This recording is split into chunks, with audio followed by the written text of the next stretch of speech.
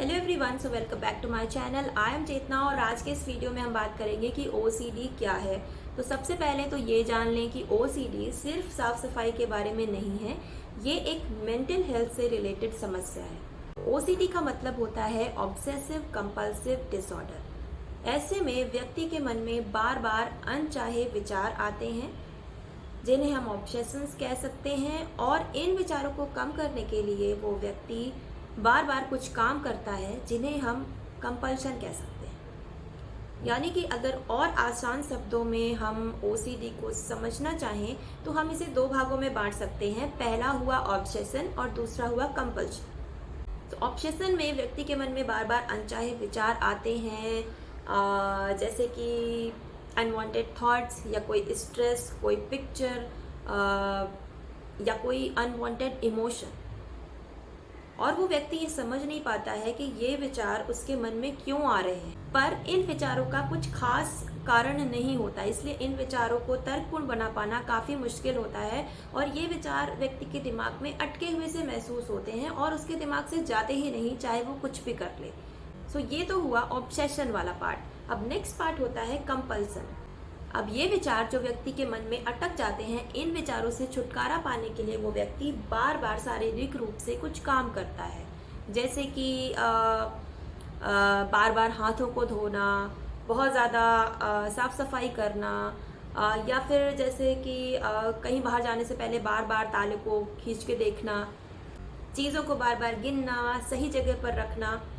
और कई बार ये चीज़ें शारीरिक नहीं होती, कई बार ये चीज़ें ऐसी भी होती है जो हम अपने दिमाग में करते हैं, जैसे कि अपने आप में कोई खास शब्द बार बार दोहराना, अपने आप को आश्वासन देना, या कोई तकिया कलाम बार बार बोलना, या फिर अपने आसपास के लोगों से बार बार आश्वासन मांगना।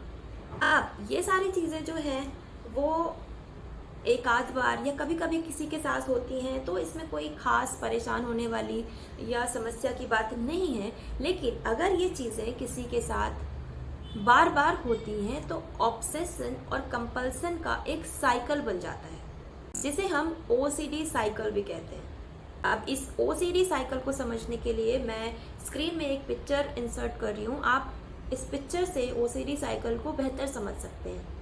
अब जो ऑब्सेशन यानी कि जुनून की जो शुरुआत होती है वो किसी अनवांटेड या बड़े ही परेशान करने वाले विचार से होती है, जिसे हम घुसपैठिया विचार भी कहते हैं, जो हमारे दिमाग में घुसपैठ करके बैठ जाता है और फिर वहाँ से जाने का नाम ही नहीं लेता।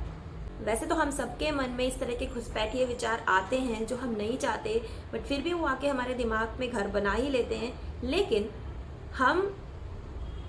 लेकिन आम तौर पर क्या होता है कि या तो हम इन्हें स्वीकार कर लेते हैं कि अरे ये तो बेकार का विचार है, इसको छोड़ दो, या फिर हम उन्हें ऐसे ही अकेला छोड़ देते हैं, उन पर बहुत ज़्यादा ध्यान नहीं देते हैं। तो आम तौर पर ये विचार जो है वो दूर हो जाते हैं। लेकिन जो व्यक्ति ओसीडी से पीड़ित है वो क्या करते हैं, वो इन विचारों पर सवाल उठाने लगते हैं, इनके पीछे का रीज़न ढूंढने लगते हैं, इनके पीछे के लॉजिक ढूंढने में निकल जाते हैं।